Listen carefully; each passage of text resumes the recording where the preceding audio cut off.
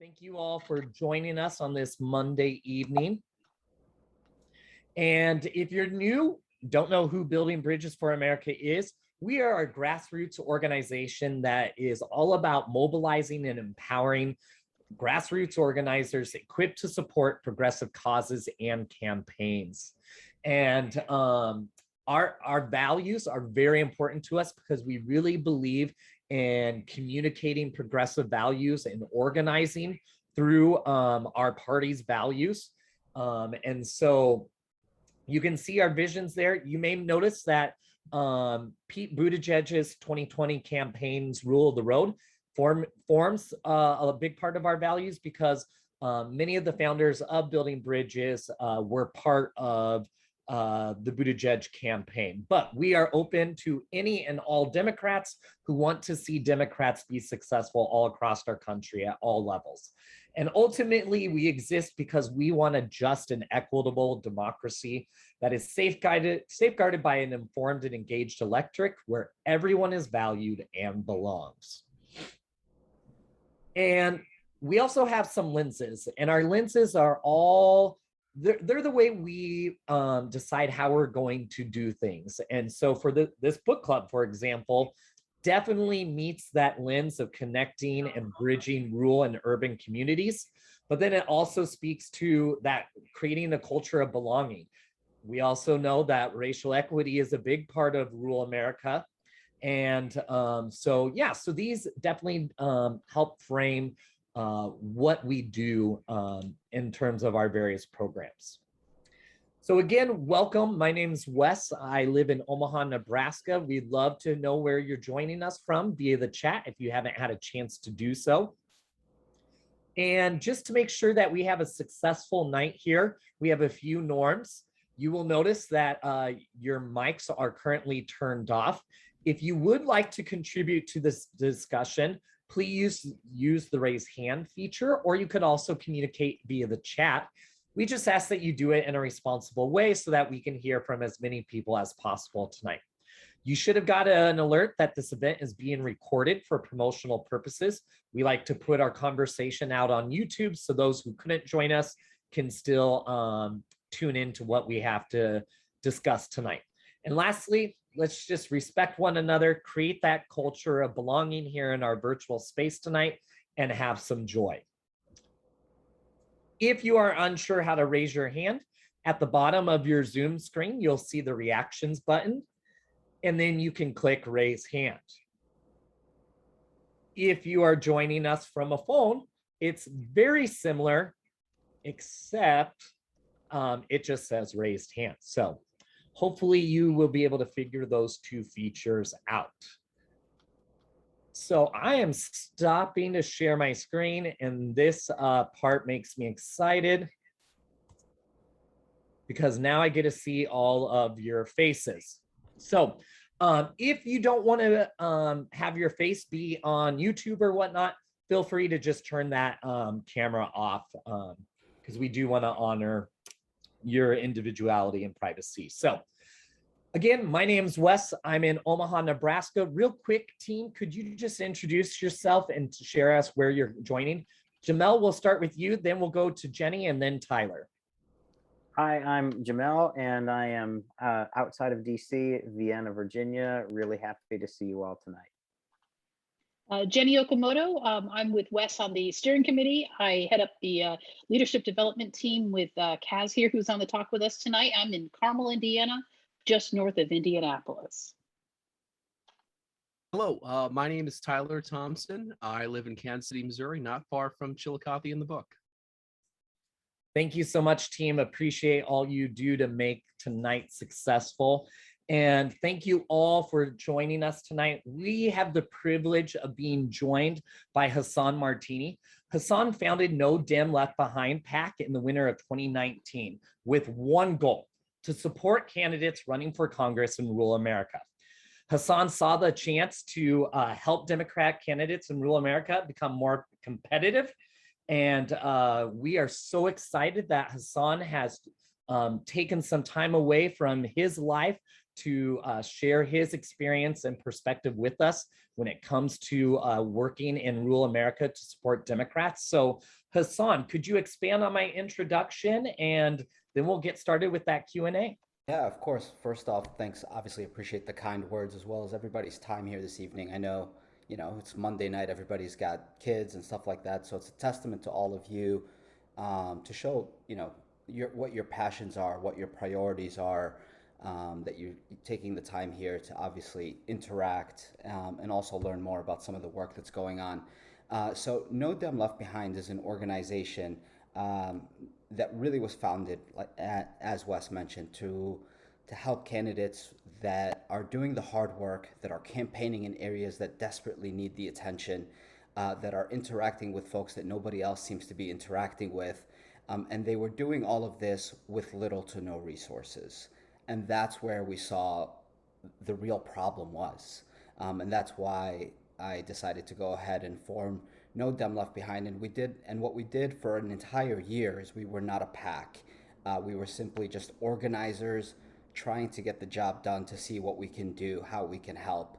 As the campaign was coming to fruition, we wanted to gear up, and I wanted to figure out, well, how do we help the next batch of candidates? So that's why the PAC was formed, and how kind of a different, obviously we have to abide by PAC rules that are different than as organizers. You guys can just do the work. You don't have any regulations or anything.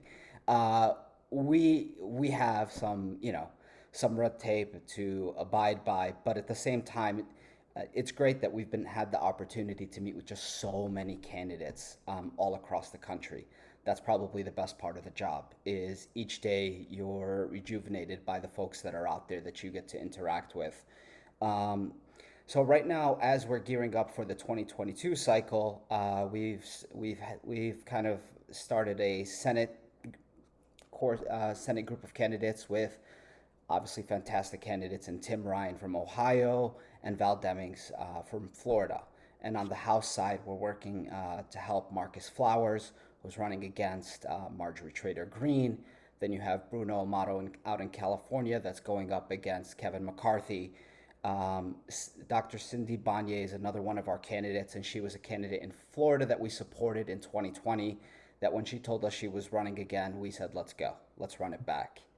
And then there's also Ike McCorkle, who's running in Denver, Colorado 3, right next to Lauren Boebert's district, so not in hers, 4.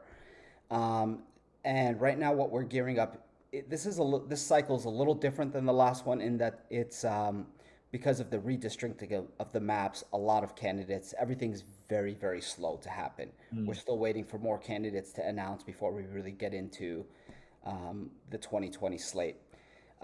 How we're helping some of these candidates, I know, is really important, and probably what's something you guys are very interested in learning more about.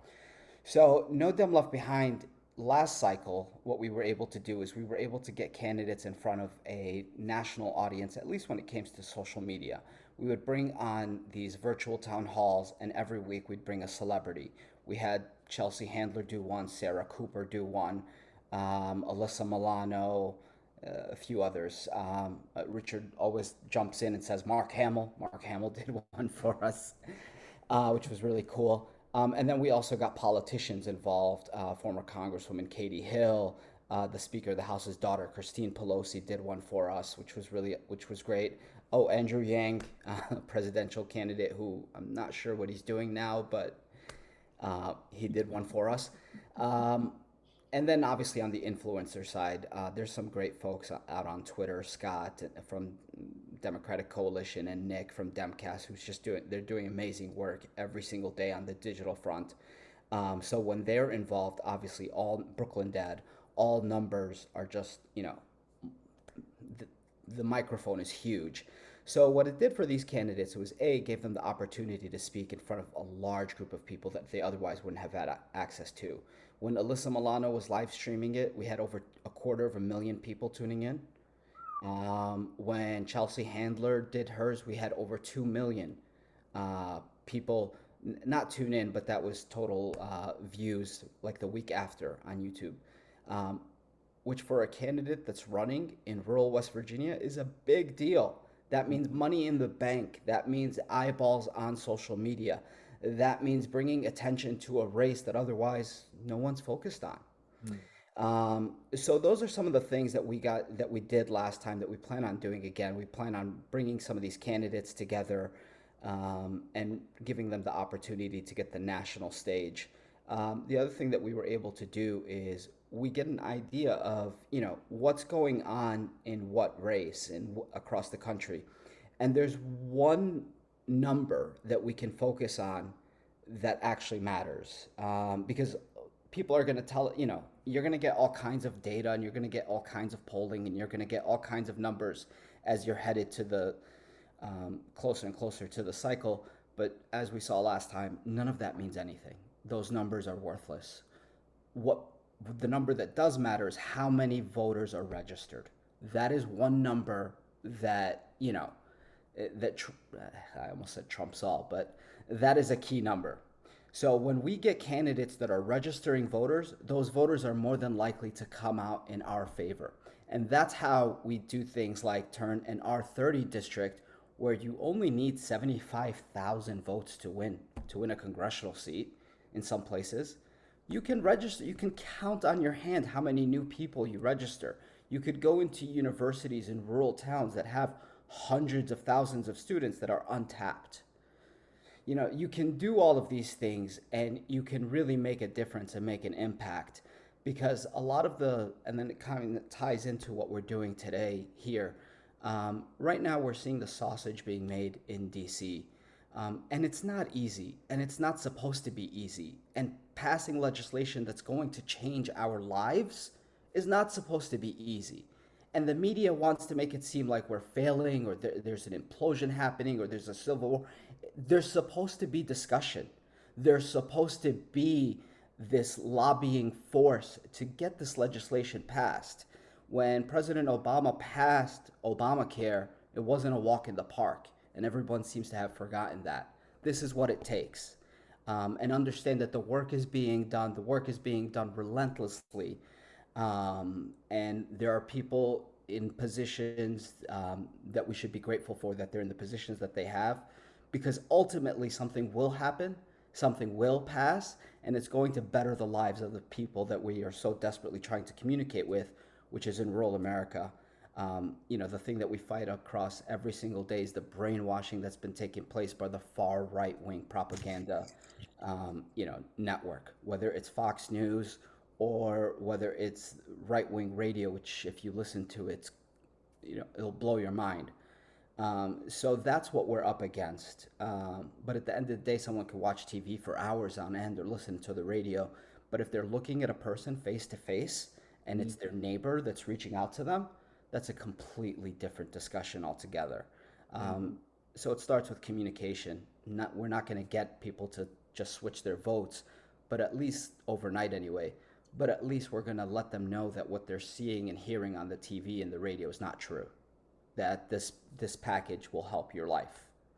Okay, so that was kind of where we were, where we are, where we want to be.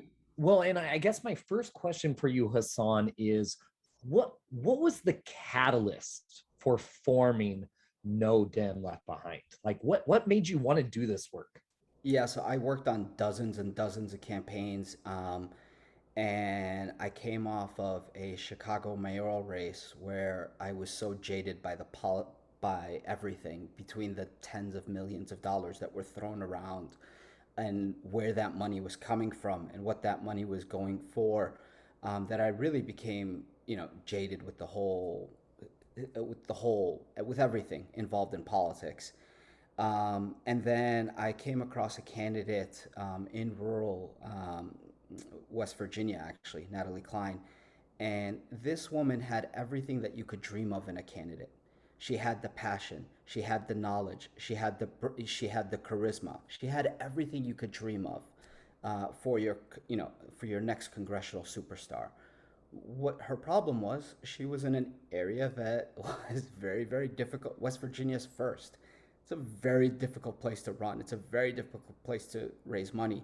when a candidate raises money for Congress, usually the way it works is the candidate themselves puts a significant investment in themselves. So you're talking a minimum of $25 to $50,000 of a candidate's own money.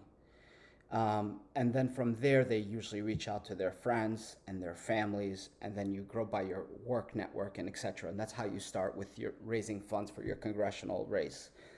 But if somebody's coming from an area where that money just doesn't exist, that 25,000 is just unheard of, or that your friends, your neighbors don't have, So I really wanted to help her, but I had no idea how. She couldn't even afford to pay me.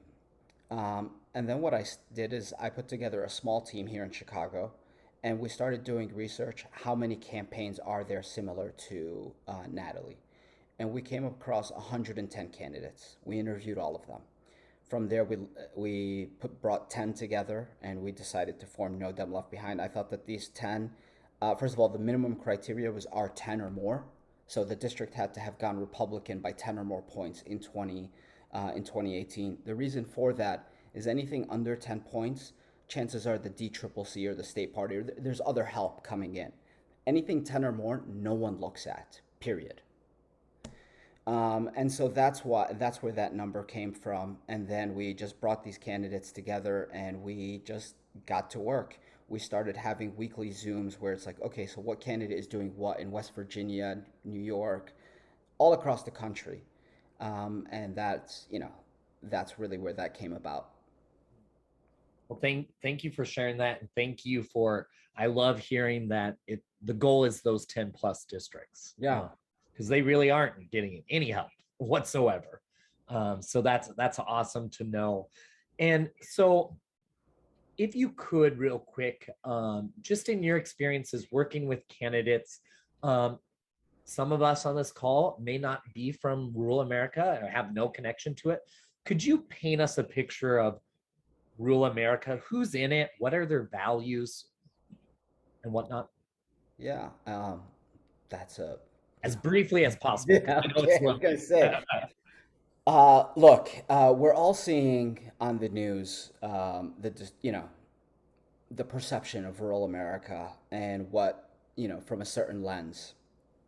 And chances are, what you see on television, those are the loudest groups, folks in rural America, because that's what's going to get the attention. That's what's going to get the eyeballs. That's what's going to get the media.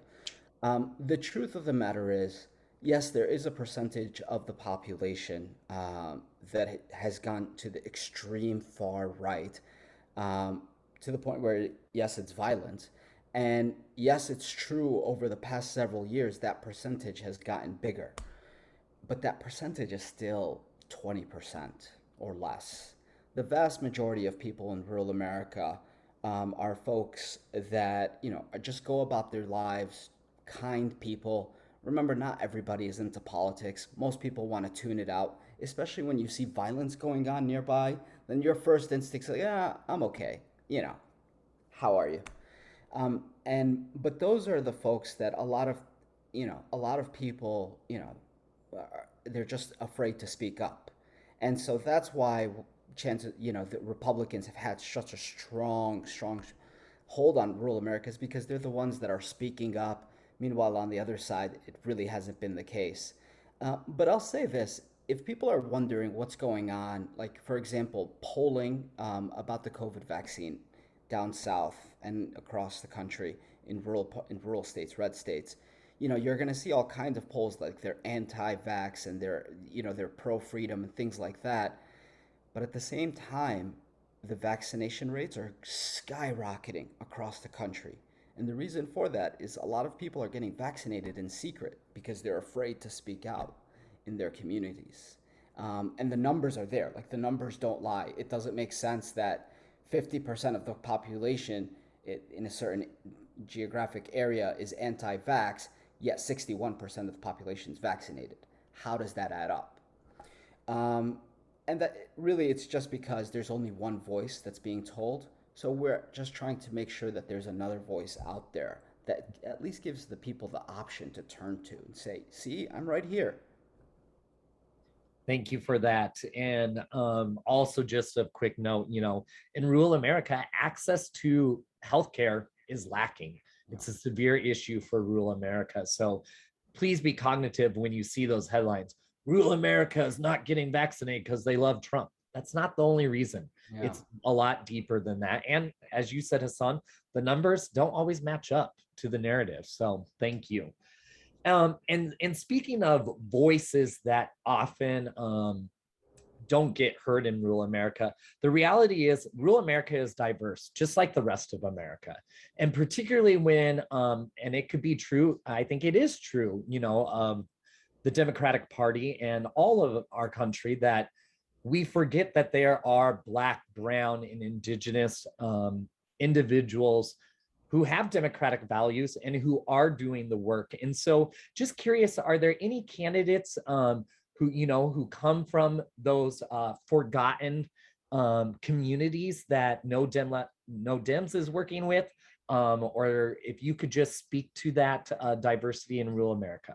Yeah, absolutely. So in the last cycle, we supported um, Devin Pandy, who is an African American combat veteran.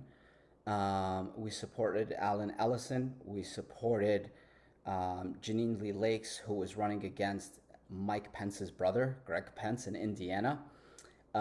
We supported so three of our candidates were African American. 70% of our candidates were female. Half of our candidates were veterans, and we also supported. This one's actually an awesome story. We supported Lindsey Simmons, who is running in Missouri, who was the first ever active duty spouse of an active duty military to run for Congress. It was previously not allowed, and she was able to run. And she's a fifth generation farmer who also happens to be a Harvard educated lawyer on the side. So those are the types of candidates that we supported.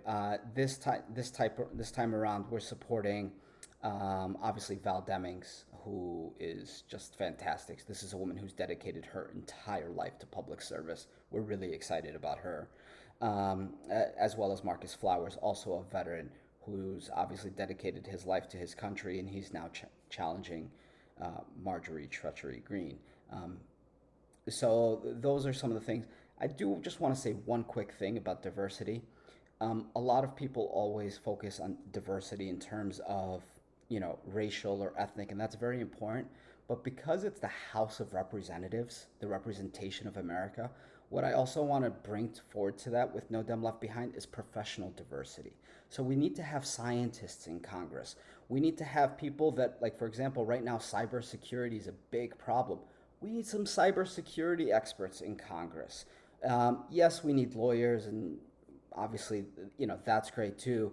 But we need farmers. We need veterans. We need people that have served active duty and that could come back and tell us what it was like, so that when they're voting on sending somebody to war, they know what they've been through. So those are all really important things that we look for in our candidates as well. Thank you. And actually, Jane mentions, Senator Tester in the Senate, being the caucus of one for rural America, and someone who actually has worked with the soil and lived in, and so thank you for expanding upon that diversity there. So I will mention, folks are putting some comments and questions in the chat. If you could please keep doing that, we'll try to get to a few of those. We got probably about 10 more minutes here, and then we'll allow Hassan to go take care of his family and whatnot. So one thing that I got to switch over here. It is kind of a policy question or a values question, so obviously infrastructure is getting a lot of attention right now.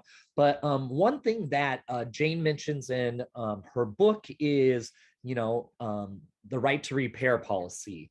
And so can you just talk about what things are happening either at the federal level or at state and local levels that is truly going to make a difference for rural America that maybe we're not aware of? Do you mean besides the current infrastructure plan that's up? Do you mean besides Yep. that, or in addition, like in that itself, and how that impacts rural America? It can, all of the above, however you Because want to take that. that bill is rural America. Like their point end. This bill is going to bring hospitals to rural America that's been closing at a record rate. This in rural America, we all take for granted. Right now, we're all on Zoom. We're all on, we have internet. In rural America, there are kids that have to go to parking lots and McDonald's to get access to internet to do their homework. That's going to impact them. I have young children. I know just how expensive preschool and early childhood development is. It's very expensive, and it's a lot harder to find in rural America, and this will bring that to them. And then, not just to mention the jobs that it will bring, the infrastructure of the United States. That means new roads, new bridges, new tunnels, high speed rail. It'll give millions of great paying jobs. I'll say this, and then it'll also tackle a couple of other issues that are not, front and center. For example, it's going to invest into social services that will challenge the drug epidemic that's taking place and is plaguing our country. Um, and I'll bring this to a personal story. During the campaign, I met with a factory owner in Pennsylvania. I forgot how it came to be, but point is we were introduced to this person, and he runs a factory in rural West Virginia that employed nothing but immigrants. Entire staff was immigrants. And we asked him one day, he's like, okay, obviously the people that lived in this town used to work in this factory. Now they're furious and they hate the immigrants. Why did you do that? Why did you fire everybody? And why did you hire immigrants? And he told me, well, I run a factory. I'm like, okay. It's like, I need to have workman's comp insurance. I'm like, okay, what's your point? It's like, to have workman's comp insurance, you need to drug test. There you go. Mm. That's one of the biggest problems that's plaguing rural America. You know who doesn't take drugs? Immigrants don't. They walk thousands of miles on their feet because they have no other choice so that they could give their children a chance. Meanwhile, they're being vilified and, you know, obviously we're not for open borders and we're not saying any of that, but it is in the Constitution of the United States that when someone shows up at your door and they ask for asylum, that you give them their day in court. So we're just asking to follow the Constitution.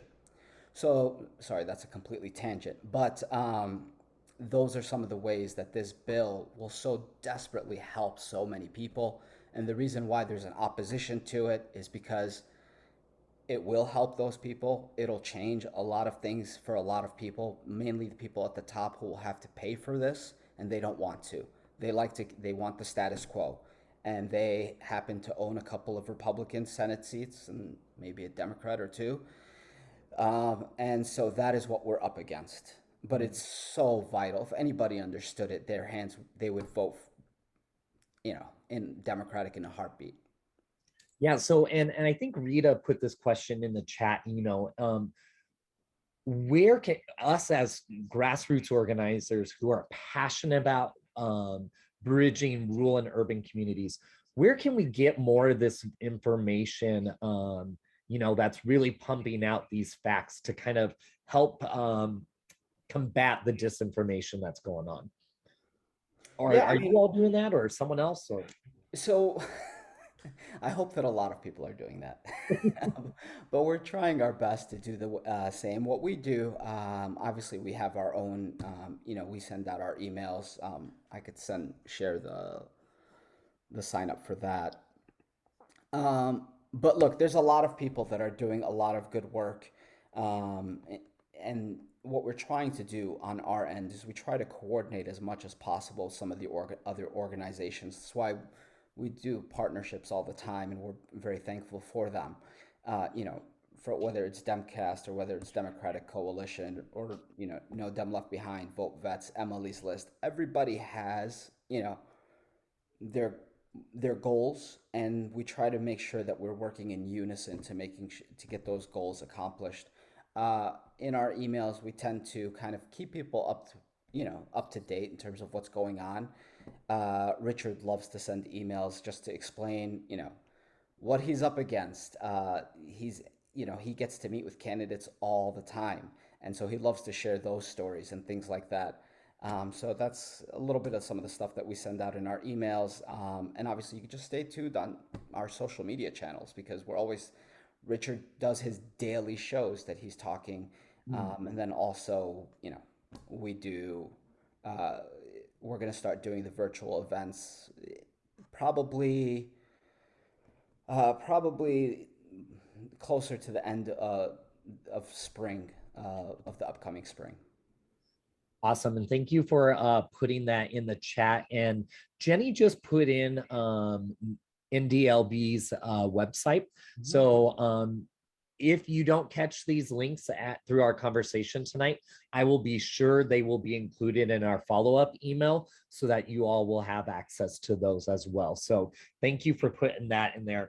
I'm trying to scroll through, see if I missed a question. I know I probably did here. Could you just speak to today is Indigenous Peoples Day, National Indigenous Peoples Day, and can you just speak to how that part of rural America and maybe some work that you all have done as an organization and working with our tribal nations? Yeah, I mean, uh, one of the ways that we did that in rural America, it's very interesting because you have this population that votes and they tend to vote in kind of like a block, and they do so because there's a lot of respect there in those communities, specifically for their elders. So it's very interesting. There was Rudy Soto, who was a Native American who uh, he joined the campaign a little late, but he's somebody that I remember we had conversations with, and as well as Paula Jordan, who ran for the United States Senate in 2020, Richard, I believe, helped her campaign as well. But mainly from what we try to do from that perspective is we make sure that our candidates, where those districts overlap, we do make sure that they're doing their research, and they're going out and they're speaking with them, and they're having town halls about issues that affect them, and we're making sure. And for them, one of the biggest things is healthcare. That's the one topic that just keeps coming up over and over again in those communities, because access to healthcare in rural America is a huge problem that not enough people are talking about. So with them, you really try to focus on issues based, and you really just want to make sure you help them pass legislation that will better their lives. Because if that's what you're trying to do, that's how you earn a vote. Thank you for that. And kind of maybe the final question is just what has been the biggest learning experience for you as you've entered into this work? And then lastly, what can we do as Democrats who believe in supporting the work that you all are doing? What can we do to help, just in terms of your organization and connecting with rural America as a whole? What I've learned, this is a good question. Um, Celebrate the small victories, because we're trying to do is we are trying to change the mindset of a big percentage of this country. And that's not something that will happen overnight.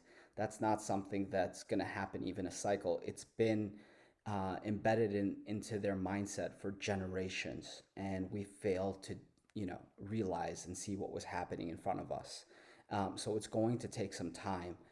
But if you can get a person to vote that hasn't voted before, if you can get a person to switch over, you say, you know what, that makes sense. You could knock on the biggest Trump supporters door, you'll see a flag, and they'll be wearing the hat. But you ask them the question, hey, do you think it makes sense that Jeff Bezos paid less in federal taxes than you and I? How can they say, there's only one answer to that? And that's how you establish the dialogue. Like, listen, I know we have our differences, but that bridge needs to be repaired. That our school's run down. We need to spend some money there. So those conversations, neighbor to neighbor, and how we can make sure that that's happening across the country. Those are some of the things that, when they do happen, appreciate it. And for you guys, it goes directly to you. Each, one person, one postcard, one phone call. Um, you know, those are the accomplishments that you can, regardless of what, you can be proud of. Awesome. Thank you so much, Hassan. We really appreciate you taking the time. And I know that tomorrow is a big day for you and your family. So truly appreciate you taking a little bit of time away to share with us. And most importantly, thank you for, taking on this cause to support candidates running in tough districts. We really appreciate it. And we look forward to amplifying your work, not only in the next few days, but in the months ahead as we gear up for 2022. So thank you so much. We really appreciate it. Appreciate it as well. Maybe we could get some of those candidates to speak with you guys. Yeah, that would be awesome. We have many different program options, and we actually do some postcard writing for candidates. And so we'll certainly be in touch and checking out your social media and website, seeing what candidates you're supporting, and hopefully we can give them some support as well. Appreciate it. Thank you, guys. All right. Thank you, Hassan. Have a good evening. Bye-bye. All right. Well, I hope you enjoyed that. Sorry, we had to really limit that to about a 30-minute conversation so Hassan could take care of his family. So I know we didn't get to all of your questions, but we certainly hope to do so in the future. Again, Jenny, could you put in the chat just the link to No Dem Left Behind's website, and then also the link that Hassan shared if you wanted to get on their email server, email list. So, all right. We are transitioning, and it's been like 3 months since I've done book club, so I'm a little paused of what's next step. So bear with me, folks. But what I do know is going to happen. I'm going to share my screen here. And so what we're going to do is we are going to break out into little Zoom breakout rooms. And Jamel here on our team is going to assist in getting that prepared. And so our breakout rooms is just a chance for us to be in a smaller group to discuss what we read from Jane Kleeb's book. And so again, when you're in the breakout room, it is usually best to just keep your mic off unless you're speaking. So that way, if there is any background noise, everyone's able to hear whomever may be speaking at the time.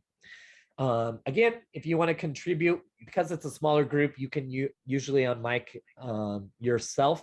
Just make sure we're allowing other folks to be able to pay attention. This portion of the event is not going to be recorded unless you are part of my breakout room. Just that way, those who weren't able to join us tonight can hear part of that discussion. And lastly, respect one another, create that culture of belonging, and let's have some joy as we dive into Harvest the Boat tonight.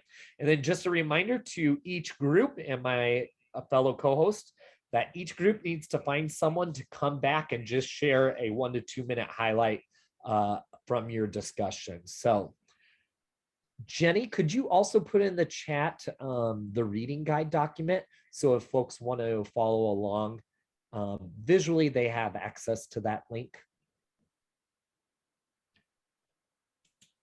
And Jamel, I guess the question is, are we ready? We are ready. I've got 3 rooms and doing that right now. All right, so here very soon, you should get a pop-up saying that you have been invited to join a breakout room. All you have to do is click that little join button and you will go off into virtual breakout room world. So I think I already did it, Wes. Perfect. I hope. All right. Will you all go click on that and head into those rooms, Jamel?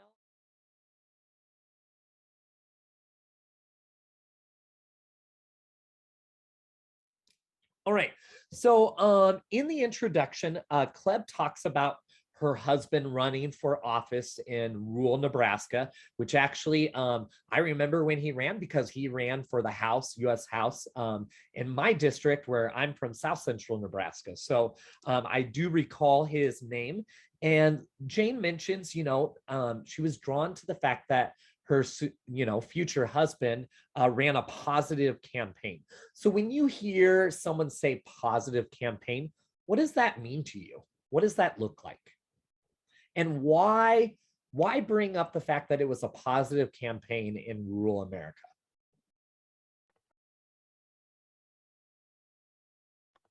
I guess a positive campaign to me would be, refraining from, the typical mudslinging and focusing on the negative instead of, focusing on the issues that actually matter. And I think, sorry, the follow-up to that was like, why do a pleasant one? Positive campaign? Well, I think that positive campaigns are more of substance. We talk about things that actually matter to people out in rural areas, and when it comes to negative stuff, we focus on things that I tend to associate with as distractions, that sort of thing.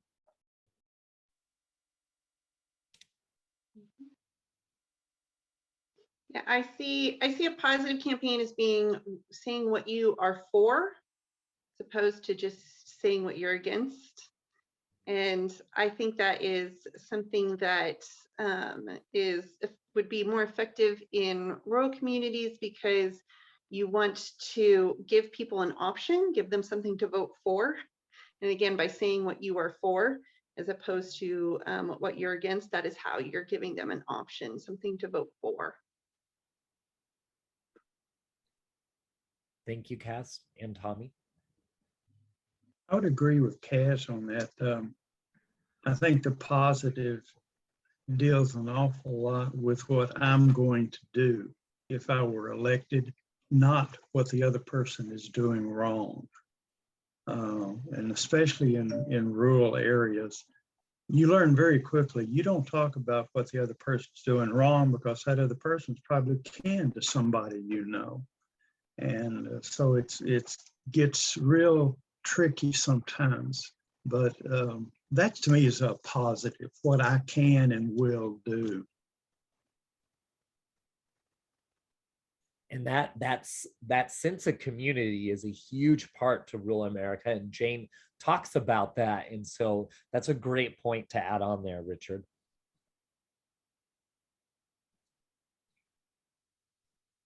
So moving on to question number 4. And so just curious, and whether you're in a rural community or not, Marcia, you mentioned, Tommy's mentioned, being from rural America. So obviously we still have that ability to connect with that past that we were a part of in rural America. And so just curious, is anyone in the room, what actions are you maybe doing, talking to and engaging voters in rural America? So just want to hear from folks what you are doing when it comes to reaching out to rural America.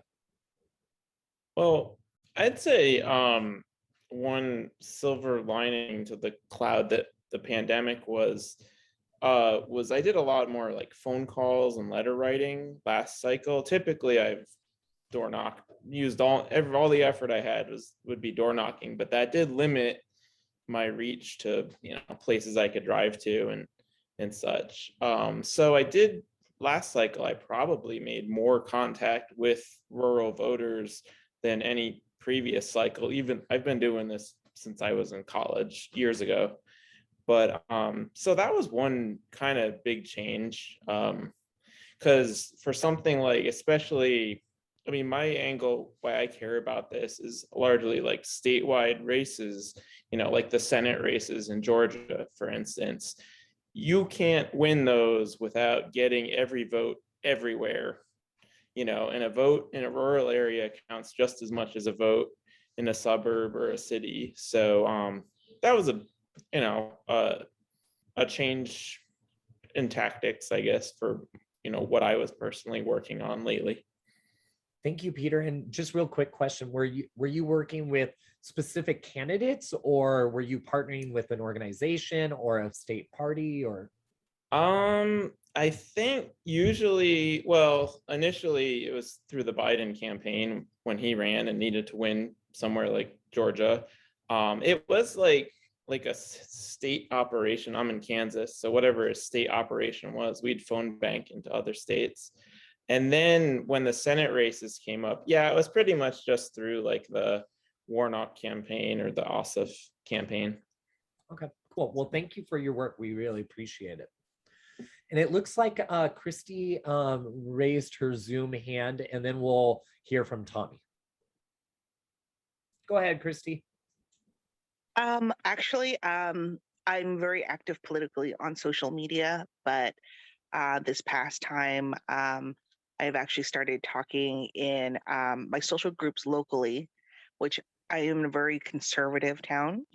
So in my gardening groups and in my book clubs, I usually do not talk at all about politics, but I have started talking more about politics, using some relational organizing talking points, just because this election is so important. And so, yeah, beyond the door knocking, actually talking with the people that I actually spend time with, which I usually don't do. And usually they don't hear a Democratic message where I am. So I've come to realize that I might be the only Democrat they know. So I gotta, represent. Way to go. And I actually messaged Christy earlier this evening. Jane reached out, and we're trying to maybe reshuffle her opportunity to come speak with us because she's actually headed out to Virginia the weekend before November 2nd, because if you did not know, Virginia is a rural state, heavily, a huge rural population, and that there is a lot of work Democrats. It's very, very close race. So, yeah. It's extremely close. Thank you, Christy, for speaking up. Tommy, go ahead. One of the things that I think is really important is listening to rural voters and trying to have as many in-person, personal interactions as you can, because that's something that really, stays in the mind of a rural voter. Just recently I just went and visited some friends out in rural Nebraska, a small town called Howells, Nebraska. It's not too far from here. It's about an hour and a half. And I learned about something that had just been completely under my nose for the last year. There's a watershed project out there that many people in the area are very much opposed against. And it was kind of amazing because, I live not 70 miles from this area. This is a big project, and I had not heard of it. This is something that's going to, potentially put up, a dozen or so dams in the area and probably flood a few thousand acres of farmland. And the only option the farmers out there and the landowners out there have is they take a one-time 5% over land value payment, and then that's it. And then their land is flooded and all the future profits are gone away. So this is something that's really important. It's not that far away. I hadn't heard about it. It's been going on for about a year, and I'm just trying to help, some of my friends kind of get a little more attention to that sort of thing. So, I would say that the thing I'm trying to do is just trying to listen, because if you listen, you'll figure out there's a lot of diverse issues out there. There was one line in the first chapter where it's just like, hey, listen to voters, and you'll find that, the biggest problem isn't just broadband internet. And that was one of those moments in the book where I was just like, yeah, thank you. When I lived out in rural America, that's kind of all I felt that, people really cared about was, hey, let's get those hicks some internet, right? And it's like, there's so much more than that. So yeah, listening's a big one. Yeah, and if you all don't know Jane's work, not only is she the chair of the Nebraska Democratic Party, she founded Bold Nebraska, which helped protect farmers from eminent domain by building a pipeline. And here in Nebraska, and we have an aquifer. It's one of the largest underground aquifers in the country and maybe even the world. And they were going to build a pipeline right down through it. And if you know what happened in California and everything else, not very good when you depend on that water source. So the land is important, and that is a huge area where we as Democrats could really come in and listen and support our fellow community members in rural America. Go ahead, Richard. I just can comment. One of the things that I've found during all of this is I'm the county chair of the party here in my county. And I've seen the power of the press, the newspaper, in writing letters to the editor back up in DC and Maryland and everything. And the newspaper was something I read and saw, but I didn't realize how many people in rural areas, that's actually their only source of news sometimes.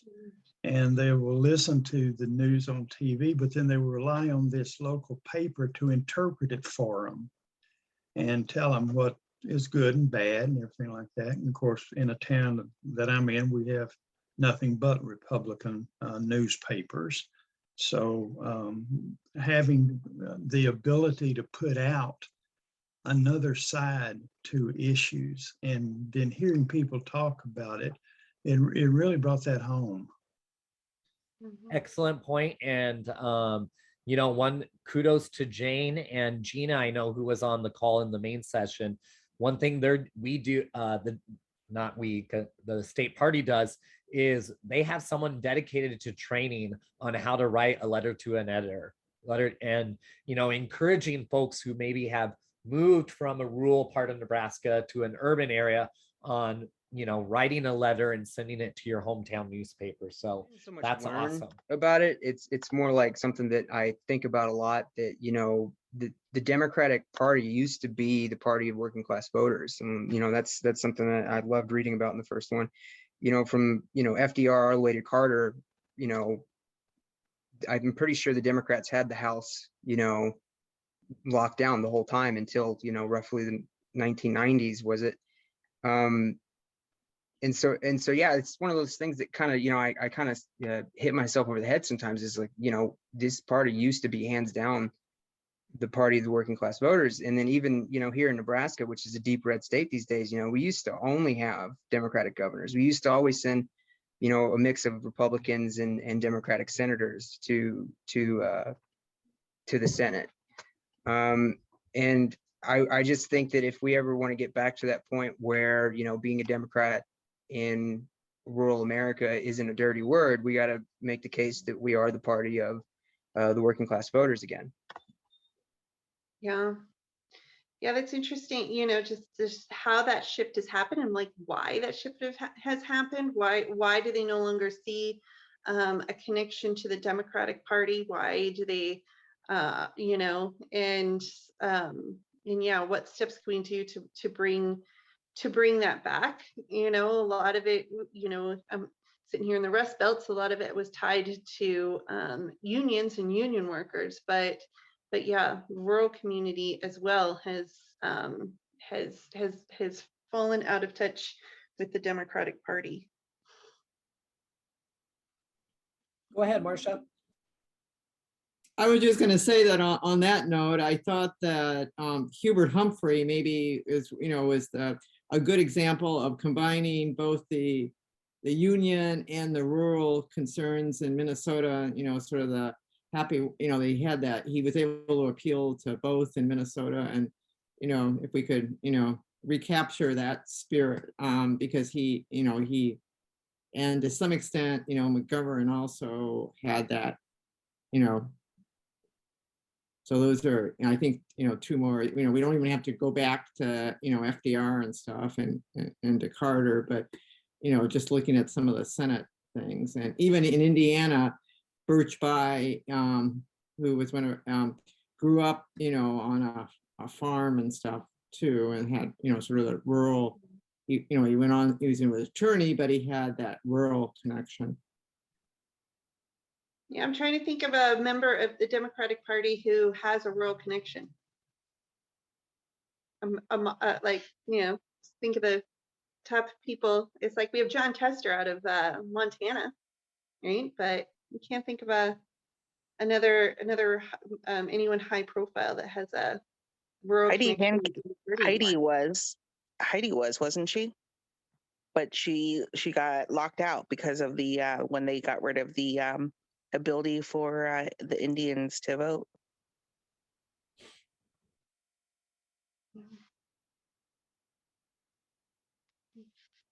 Yeah. But it was really interesting. And, I know, Tommy, I think I caught part of that. What you shared is Nebraska really does has a history. And, we can look at Bill Clinton and Arkansas, and Jane mentioned several other, prominent senators from predominantly rural states. And that's dwindling. And I think so the reality is we're not making the case, and we kind of, for various reasons, shifted to just focusing on urban. And so I'm glad that you all are passionate, because we kind of knew going into this book club, like, is that passion really there? And so, I think it speaks volumes of all of you here in this room that, no, you really do care about this, for whatever the reason may be. And so that's awesome to hear. And that kind of leads to the next question. Hassan said, we're not going to agree on all things. And he mentioned the infrastructure bill and various things that, we could all get behind. What are some issues that maybe you have found as you talk to individuals from rural communities? What are some issues where we truly can connect on and agree upon, being it as Democrats and or individuals from urban communities?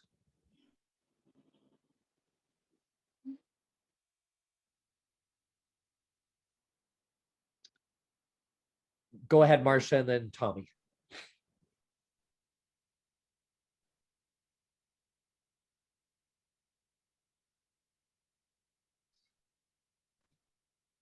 I didn't raise my hand. I never, did it. So Tommy, okay. I didn't know how to unraise it. Okay, sorry. You're fine. I'll go ahead and go then. So easiest thing to talk about with my friends out in rural Nebraska is that the system doesn't really work for us. That it feels like politicians don't work for us. I largely believe that's because of campaign finance and the situation that plays out there. I know, in college I did intern for Congressman Fortenberry's office for about 2 years, and like I was just amazed at like how often he had to spend, talking to his donors. And it's like I always thought, it would be great if he could go talk to his voters instead. So yeah, I mean, I think that most of my friends, it's the easiest thing to agree on is that the political system doesn't really work for us working class people. That's a good one. And sometimes we forget that one, and that's a basic one, so good. Yeah, democratic reform, big one. But then also I'm surprised by climate concerns. They might not use the word climate change, but their land getting flooded, and not being able to, the climate shifting, not getting good yields, stuff like that, is it's tied to climate change, even if they don't often use that word. I would actually agree with that. I have family in Iowa, in 2 different locations, in the southeast and southwest section, and they both have very serious issues with flooding, which they didn't have until about 10 years ago. And now they've been flooded out twice on the southeastern side. And I get the impression that they feel like Tide has their interest in heart more than the federal government and their representatives, because a Tide truck comes and does free laundry for them on big tractor trailers. And she was more impressed by that than what she was seeing from the responses from her representatives. Christy also mentioned in the chat, broadband and then healthcare. two things that Hassan elaborated on. And, you know, the second part of the question is, what are some issues that they might never agree on? I think we could talk on and on perhaps of what we think about that. But when I thought about that question, you know, as an individual who is gay and, you know, boom, it was a shocker. It disrupted my family connections. But because my mom knew me, probably the first gay person she ever knew in her life, and just continuing to talk with her rather, you know, and thankfully she was open to talking, as was I. You know, I think just sharing our stories, you know, and hearing my mother's concerns, as crazy and for lack of better terms, shitty they were in the moment. You know, we had conversations and they were rough and they were tough, but they were personal and raw. And, you know, and I think that is a value on those issues that we may think we'll never agree on, but if we truly do listen and then be vulnerable and share, I think it can make a huge impact.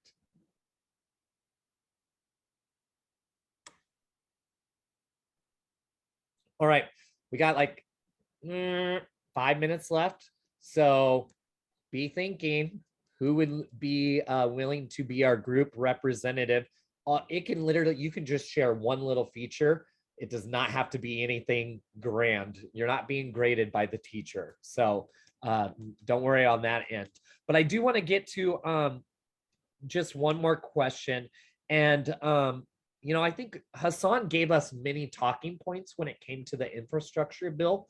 So something that Hassan said that stuck out to you, or things that you're aware of when it comes to the infrastructure bill, and how can we pump out those messages when it comes to benefiting rural America? Because as Hassan said, that bill is really for rural America.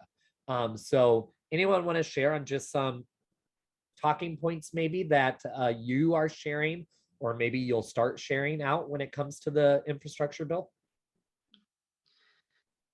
I think Richard touched on it earlier with you know, you're getting into local papers, getting your personal story, personal take into local papers would be a way that something that is in the infrastructure bill can benefit people in the rural community, that message can actually be heard. It can break through and actually be heard. Go ahead, Richard. In my area, when you talk infrastructure, you're talking a bunch of money being spent. And the focus seems to be on how much it's costing, not what we're getting for the money. And I think I'm going to have to start looking at ways to keep the conversation focused on what are we buying for this amount of money? And is it worth the amount of money that we're spending, which I think it is. But everybody keeps coming back with, well, it's going to cost us this, and our great-grandchildren are going to be paying for it and all of that. But I think if we spend more time on what are we buying, it might help with that. Yeah, I also think, you know, Biden used a line, and I mean, Biden is the worst, any politician is the worst messenger to try and break through to the opposing side.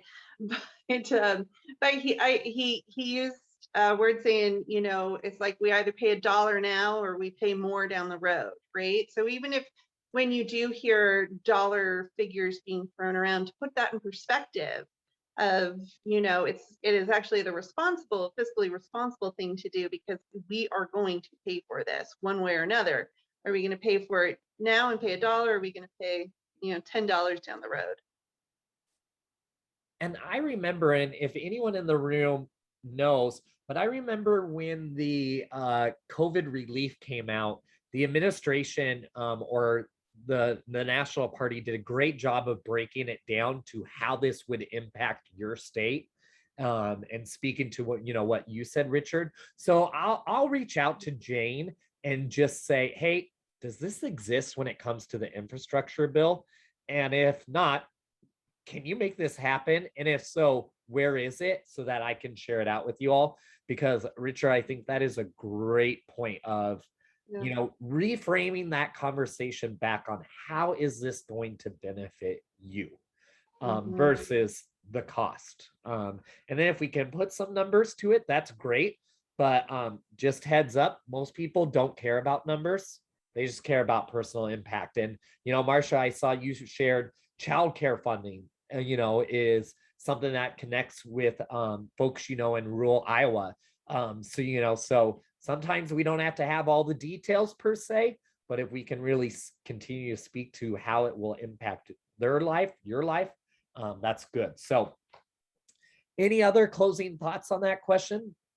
I thought that one of the local House representatives here in the sort of rural area of Virginia did a nice summary of the things that not so much of the infrastructure bill, but how the recent Virginia legislation helped, you know, her community by, she said, you know, by expanding, you know, Medicaid. There were so many people in her district that got, you know, expanded help, and it really broke it down. And I, you know, and that's one of the things that I was sort of hadn't been aware of is the programs and the infrastructure for the drug problem, because that is an area of, I mean, it should be an area of concern, and I think is an area of concern in rural areas. And I was thinking, you know, like West Virginia, you know, Jim, you know, I mean, that's a real big issue. And, you know, I mean, you know, so that, you know, instead of saying how much it costs, you know, sort of emphasizing how many people, there's, you know, so many people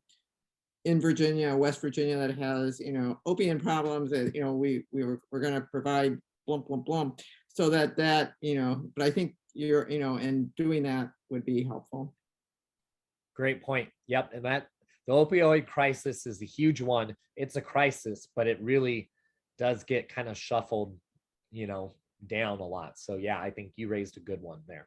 And Wes, real fast, so the American Jobs Plan the White House does have a fact sheet for every state that breaks down the spending per state. Thank you. If you could put that in the chat, because then it'll be saved. And then I can be like, Jane, we need something just like this for infrastructure. And I'm sure it's part of it's for infrastructure. That's the jobs plan is the infrastructure plan. Okay, It's out perfect. there already. It's just yeah, sending people to it. Yep. All right, we need to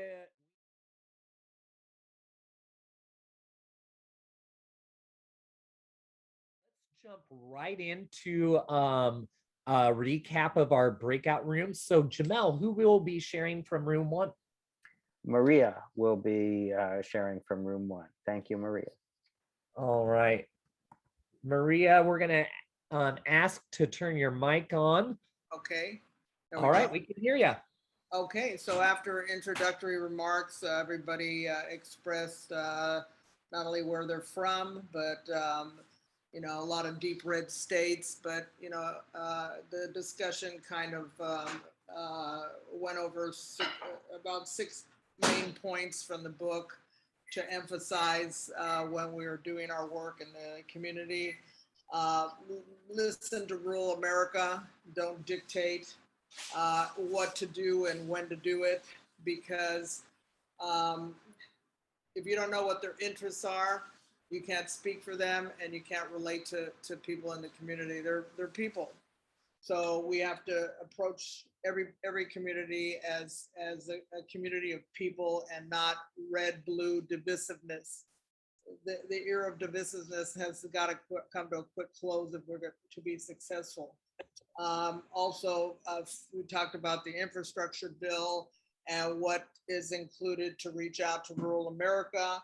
And then there was some commentary about funding sources, and you can't, you know, pass a platform that's unpalatable to communities that are worried about where's the money coming from, and expressing some of that frustration that it's coming out of their pockets. So, you know, when we talk about an issue, we also have to consider funding from rural areas where they, you know, it's more, it resonates more to have Republicans talk about it's going to come out of your pockets. It's a megaphone to stop that platform. So we got to knock those obstacles down.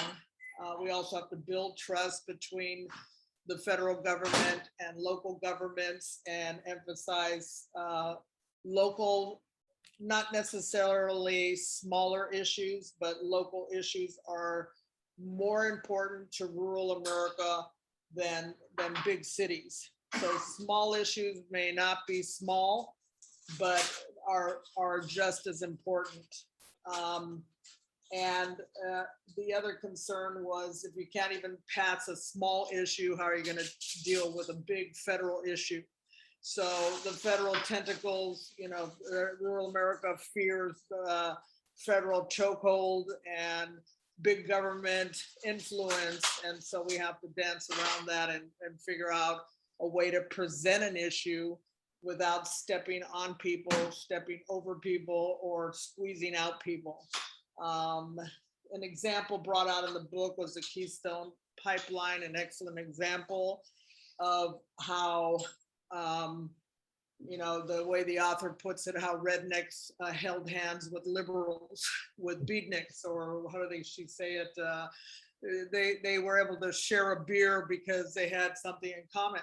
So near the end of the discussion, we have to look for commonalities. We have to look for bridges and remove a lot of that negative politics and emphasize hope instead of fear, and positive campaign messages beginning with us. And that's pretty much the gist of our discussion. Thank you so much, Maria. We appreciate that. All right, moving on to room 2. Who do we got?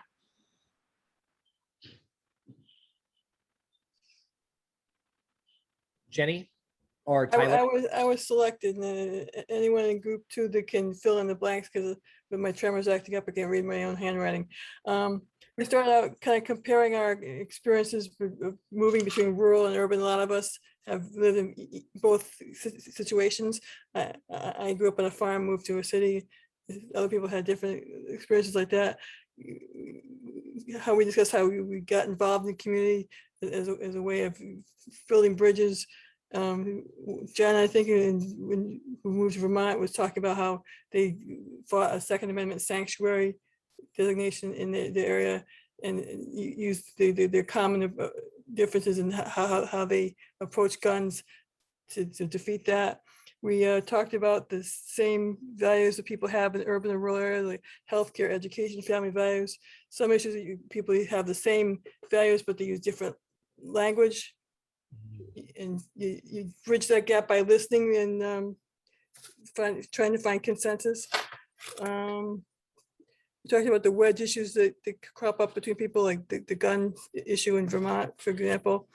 And something else. The challenges of getting a message out there. Talk about there are Democrats among you. We do exist. We have to just breathe in their face. We have to talk about our values without giving up our position. I'm nervous. How do I word this? Speak to people about our values without being abrasive about it. And anyone else could fill in again. That sounded really good to me. No, that was great, Tracy. Thank you. We all covered about the same basis. I think each room, that's the message. Yeah. Well, I wrote a few new things down there too. So thank you so much, Tracy. All right. And then we are going to get from room 3, Tommy. Okay, I'm gonna keep it brief. Like room 1 and 2, we had very similar introductions, and we talked about our experiences with rural and between rural and urban backgrounds, that sort of thing. One of the big highlights we talked about was how important it is to know how to talk to rural voters, like how to reframe issues. The infrastructure bill being one of them, like Republicans do speak out against it by saying, think about what this is going to cost you. And we kind of agreed that it was important to reframe that and say, well, look, we'll think about, how this can benefit you. But while, knowing how to talk to rural voters is very important, it's even more important to know how to listen to them, to learn about the issues that they're facing on the ground where they live. Because if you really do listen to them, you'll figure out they have a lot of diverse issues that you'd never heard about. And just to give you an example, I live in Lincoln, Nebraska. It's a city of 250,000 people, but the closest cornfield is a 5-minute drive away. And I do have friends out in rural America, and I like to listen to them, even though, I live in the city. And one of the things I learned about just recently is something called the Maple Creek Watershed Project, which is a very unpopular project that's happening out in the lower Elkhorn region of Nebraska, which could see dozens of dams built up and see a lot of thousands of acres of farmland flooded. And these farmers are potentially going to lose all of their land and their livelihoods. So just to sum it up, like, it's very important to know how to listen to rural voters, because then you get to know what issues are facing them. And that's my my summary. Thanks, Tommy. And heads up, Gina, we need to connect Tommy with the door knocking campaign for the state party. You'd be great addition to our grassroots effort. All right. Well, truly appreciate it. It's 9:05. So one thing, just please, as we continue to read through Jane's book, please be mindful of our lens. Obviously, bridging rural and urban communities is a big one, but also thinking about racial equity. And Hassan, I think, challenged us well in terms of how we think about diversity when it comes to rural America. And then also, how is democratic reform impacting rural America? And then again, Tommy, mentioned just simply listening. And by listening, we can create that culture of belonging because oftentimes, rural America probably doesn't feel like they ever get heard or listened to by people who identify as Democrats. So please keep those in mind as you go about the week and we continue our reading. Awesome. Gina did put a link in the chat on right to repair. And so there is a video to learn just a little more about that. I will send a lot of these links that were shared in the follow-up email. So don't worry if you get to everything. But if you have like 2 minutes, please hear me out. I'm going to share my screen for this last bit here.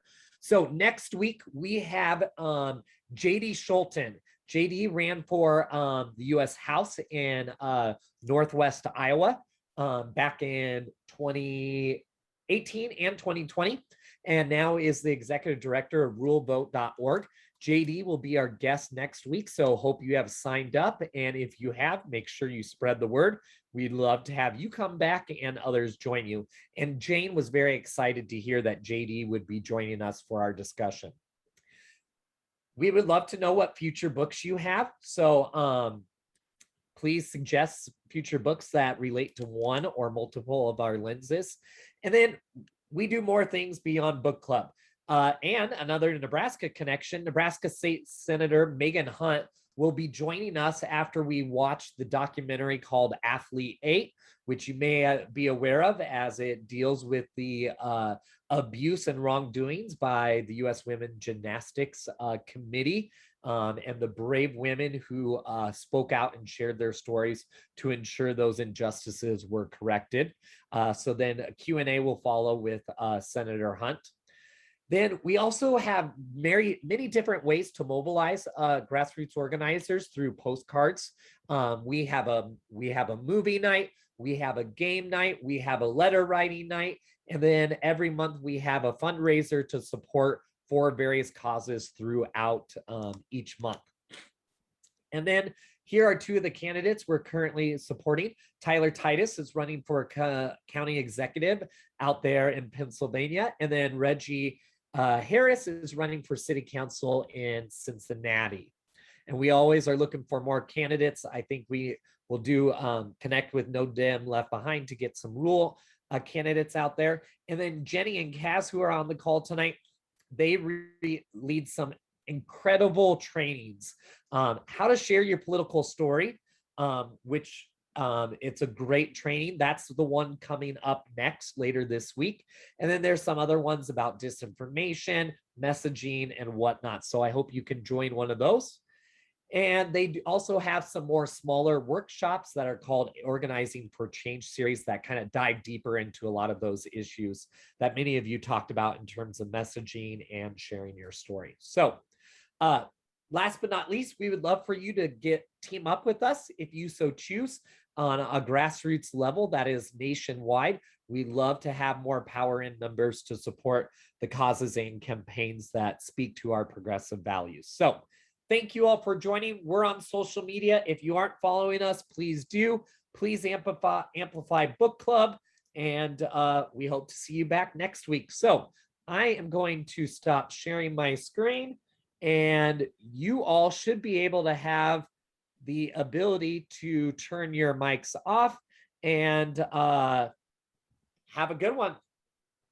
Yeah. Bye-bye. Thank you. Bye-bye. Thank you, Wes. Thank you, Bye. team. Thanks for coming, everyone. Thank you all so much.